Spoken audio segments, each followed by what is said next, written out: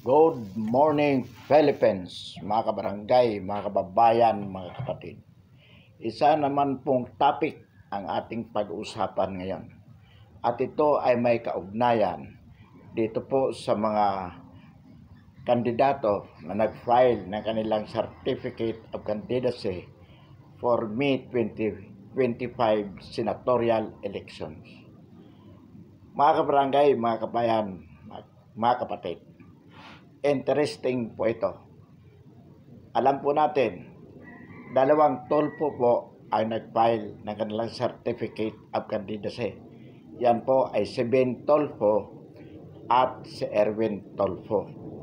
Kung sakaling papalarin, mga kabarangay, mga kababayan, mga kapatid, tatlo pong Tolfo ang nasa Senado by 2025.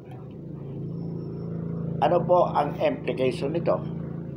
So this will be Tolfo dynasty in the making.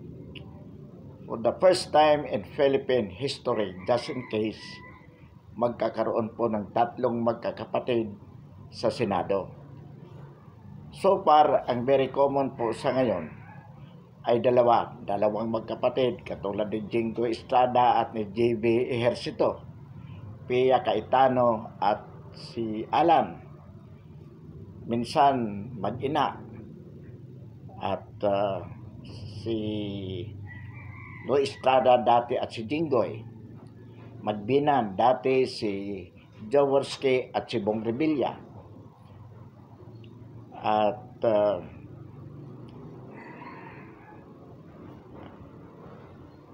sa ngayon naman po, kung sakali, dalawang bilyar. Andyan po si Camille kung makakapasok. Pero itong Tolfo, tatlo po kung sakali. So mga kabarangay, mga kababayan, mga kapatid, pag-usapan po natin ang Tolfo. Ang tanong po, tayo ba ay against sa mga Tolfo? Alam po natin, popular sila sapagkat ang impression po ng sambayanang Pilipino, sila po ay nakakatulong. Ito nga po ang dahilan kung bakit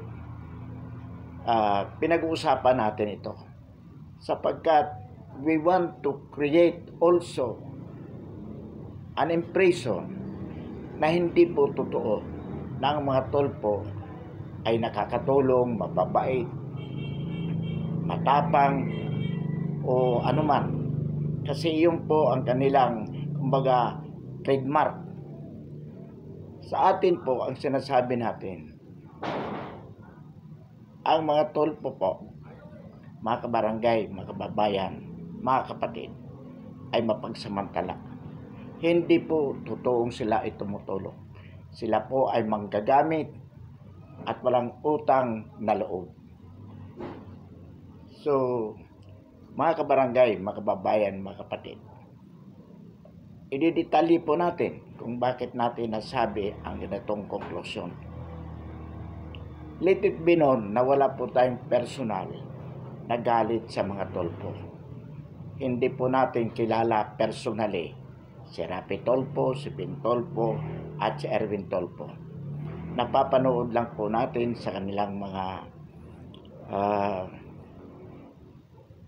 sa kanilang programa, sa radyo, sa TV, at sa kanilang mga vlogs. Umpisahan po natin kay Rapi Tolfo. Totoo nga ba na si Rapi Tolfo at si Ben Tolfo ay nakakatulong? Hindi po. Ang masasabi po natin dyan, sila ay dakilang mapagsamantala. Bakit po? Halimbawa si Rapi Tolfo, pupunta ka para humingi ng tulong. Naturalmente, nakaradyo, buong mundo naririnig ang iyong predicament, yung bang kahihiyan mo. Lumalapit ka dahil may problema ka, ibinibilad po ni Tolfo sa kanyang radyo. At dahil po dyan, marami nakikinig sa kanya dahil chismoso si Tolfo.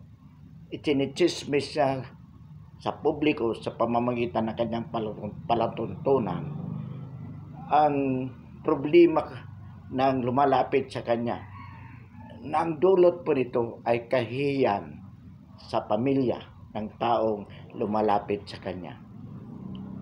At ito po ay pinagkakakitaan ni Tulfo. Sabi nga, kumikita si Tulfo ng 1 milyon. About 1 million a day. Well, hindi po tayo naiinggit doon. Ang sinasabi lamang po natin, kung totoong tumutulong si Tulfo, si Rapi, di sana hindi niya kailangan ibilad ang kahihiyan ng mga taong tinutulungan niya. We are not against Tulfo helping people. We are not against them helping people who come to them for help. Pero ang ayaw natin, yung pinagsasamantalahan nila ang pangangailangan ng taong lumalapit sa kanila upang humingi ng tulong. Yan po ang trademark ng mga Tulfo. Pangalawa po dyan, mga kabarangay, mga kababayan, mga kapatid, mga hambog po, mayabang ang mga Tulfo. Akala mo sila na ang hari. Dahil sikat ang kanilang palatuntunan,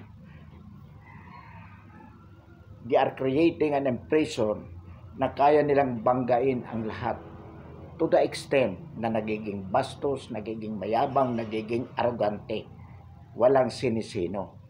Ito po ay hindi magandang quality ng isang public servant, sapagkat kung yan, katulad po kay Rapi Tulfo na isang senador at papasok pa ang dalawang kapatid magiging senador, maghahari-harian na po ang mga Tulfo dito sa Pilipinas.